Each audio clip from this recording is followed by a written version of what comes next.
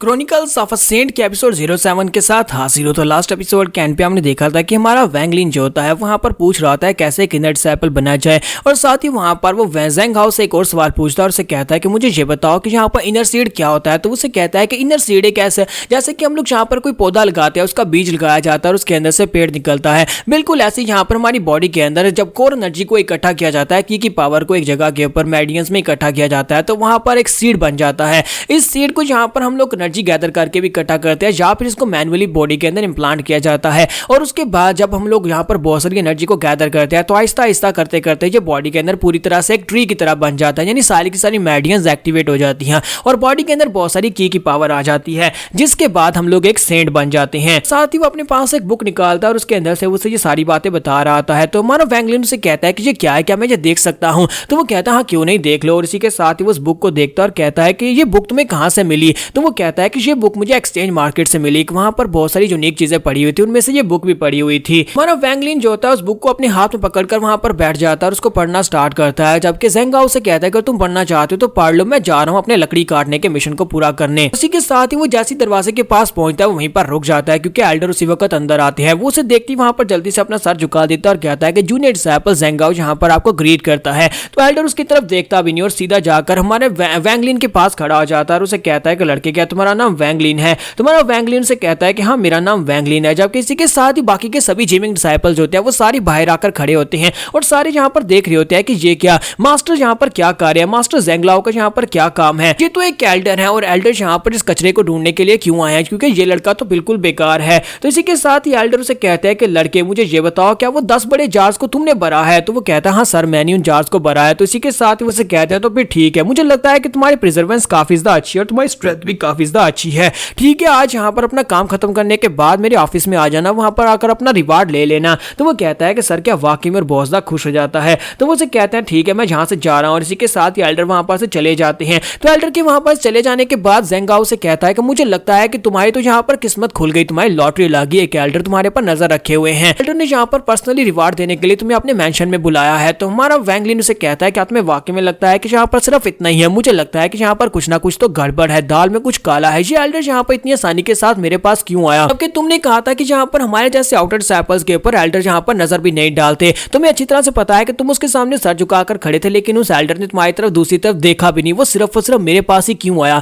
मेरे सिर्फ 10 जार्स को भरने की वजह से वो मुझे इनाम देना चाहता है। मुझे लगता है कि यहाँ पर कुछ ना कुछ अजीब जरूर है। जबकि ज़ेंग हाओ से कहता है कि मुझे नहीं लगता कि यहाँ पर कुछ अजीब है, तुम्हें एल्डर के मेंशन में जाना चाहिए, हो सकता है कि वहां पर जाने के बाद तुम्हें कोई अच्छा रिवार्ड मिल जाए। तो हमारा वैंगलिन वहां पर सोच रहा था कि आखिर इस बंदे के यहाँ पर आने का मकसद क्या था? कहीं ऐसा तो नहीं है कि रात के वक्त इसने वहां पर हमारे घर के अंदर से निकलने वाली लाइट को देख लिया था जो उस भीड़ की वजह से निकल रही थी? कहीं ऐसा तो नहीं है कि ये उसी वजह से यहाँ पर आया था? जो भी हो, मुझे इसके ऑफिस में जाने चाहिए और वहां पर जाकर देखना चाहिए कि आखिर ये किस मकसद से मेरे पास आया था। या फिर ऐसा भी हो सकता है कि यहाँ पर ये इस गॉड के लिए आया, क्योंकि इसने यहाँ पर नोटिस कर लिया होगा इस गॉड के अंदर से बहुत ही पावरफुल की पावर निकल रही है, जो कि इसके अंदर मौजूद पानी की वजह से है। वो पानी जो है वो उस भीड़ की वजह से ऐसा बना है, उस भीड़ की वजह से इसके पानी काफी सारी एनर्जी मिली है। तो वैंगलिन कहता है क्योंकि वो एक एल्डर है और वो बड़ी आसानी के साथ यहाँ पर की डिफरेंशिएट कर सकता है और उसे पता है कि यहाँ पर इस गॉड के अंदर से एनर्जी निकल रही है। मुझे लगता है कि मैं इसको और ज्यादा छुपा नहीं सकता, मुझे इसको फेस करना ही पड़ेगा। और दोपहर के वक्त का सीन दिखाते हैं कि हमारा ल्यू फेंग जो होता है, सॉरी हमारा वैंगलिन जो होता है, वो मास्टर ज़ेंग हाओ के ऑफिस में पहुंच जाता है। वो उसके पास जाता है, उसे जाकर ग्रीट करता है। तो उसी के साथ ही एल्डर जो होते हैं वो घूर कर उसकी तरफ नहीं बल्कि उसकी गॉड की तरफ देख रहे होते हैं। तो वैंगलिन कहता है कि मुझे समझ आ गई इसने यहाँ पर मुझे क्यों बुलाया, क्योंकि यहाँ पर मेरी बॉटल की तरफ ही देख रहा है। ऐसा लगता है कि जैसे ही यहाँ पर सारे हर एक चीज को यहाँ पर घूर कर देख रहा है और साथ ही वो अपने हाथ को सामने की तरफ करता है। तो एल्डर अपनी पावर्स के साथ उसकी कमर के साथ बंधी हुई इस बॉटल को छीन लेता है और वो उड़ती हुई सीधी उसके पास पहुंच जाती है। तो जैसे वो बॉटल उसके पास आती है तो हमारा वैंगलिन इस बात से काफी हैरान होता है क्या ये इस तरह की ट्रिक्स को भी यूज कर सकता है। तो एल्डर उसे कहता है कि ये क्या चीज है? तो हमारा वैंगलिन जो होता है वो उसे कहता है कि क्या तुम्हें दिखाई नहीं दे रहा, ये एक बॉटल है, क्या तुम्हें दिखाई नहीं दे रही? इस बॉटल के अंदर मैंने झील का पानी डाला हुआ है, वही पानी जो कि इस वक्त 10 बड़े जार्स के अंदर पड़ा हुआ है। अगर तुम्हें यहाँ पर पानी पीना है तो तुम पी सकते हो, अगर चाहो तो मैं वहां पर उस बड़े से जार के अंदर से भी तुम्हारे लिए पानी लेकर आ सकता हूँ। बहुत ही कमाल का पानी है। मैं यहाँ पर इसी तरह से 10 बड़े जार्स को भरा था क्योंकि गॉड के अंदर मैंने पानी डाल लिया था और मैं वहां पर से बाल्टी उठाकर लाता, जब मुझे प्यास लगती तो मैं इस गॉड के अंदर से थोड़ा सा पानी पी लेता था। मैंने सुना था कि यहाँ की झील बहुत ज्यादा खूबसूरत है, लेकिन सिर्फ खूबसूरत ही नहीं बल्कि उसका पानी बहुत ज्यादा मैजिकल है। जबकि एल्डर वहां पर उस गॉड को सूंघ रहा होता है, हमारा वैंगलिन जो होता है उसके सामने वहां पर ढेर सारी बातें कर रहा था ताकि उसे यहाँ पर इस बात के ऊपर शक ना हो कि इस पानी के अंदर कुछ मिलावट हुई है। वो उसे यही बता रहा था कि वो उस झील का पानी मैजिकल है, जिसकी वजह से यहाँ पर इसके अंदर से तुम्हें अजीब सी खुशबू आ रही होगी। लेकिन उस सेलर को यहाँ पर उसके अंदर मौजूद पानी के ऊपर शक नहीं होता, बल्कि उसे इस बोतल के ऊपर शक होता है। तो उसे कहता है कि लड़के अब जल्दी से बकना स्टार्ट करो, तुम्हें ये बोतल कहाँ से मिली है। तो हमारा वैंगलिन वहां पर सोच रहा था कि अब ये क्या बात हुई। तो यहाँ पर डायरेक्टली मुझसे पूछ लिया, लगता है कि ये वाकई में इस बोतल के पीछे ही है। और इसी के साथ ही उसे कहता है कि सर की इस बोतल में इतना भी क्या खास है, ये तो बस एक आम सी गॉड है। मैं पानी भर रहा था उस वक्त मुझे वहां पर एक पेड़ के साथ लटकी हुई मिली थी, मैंने बस वहां पर से उतार ली। कि एल्डर वहां पर सोच रहा था कि इस लड़के के मुताबिक यहाँ पर ये काम सी बोतल है। मुझे लगता है कि ये लड़का इस बोतल के अंदर से निकलने वाली एनर्जी को महसूस नहीं कर सकता, क्योंकि इसके पास अभी की पावर नहीं है, और ना ही यहाँ पर जब ये की फर्स्ट लेवल के ऊपर है। अगर ये की कंडेंसेशन के फर्स्ट लेवल पर होता तो उसे पता चलता कि इस गॉड के अंदर कितनी पावरफुल एनर्जी है। मुझे लगता है कि ये लड़का सच बोल रहा है, लेकिन इसके बावजूद ये लड़का काफी ज्यादा सस्पिशियस है, तो इसे थोड़े से और सवाल पूछने चाहिए। इसी के साथ ही एल्डर गुस्से के साथ उसे कहता है कि तुम्हारी हिम्मत कैसे हुई यहाँ पर एक एल्डर को बेवकूफ बनाने की। क्या तुम्हें लगा था कि तुम यहाँ पर चीट्स को यूज करोगे, तुम इस तरह की चीटिंग करके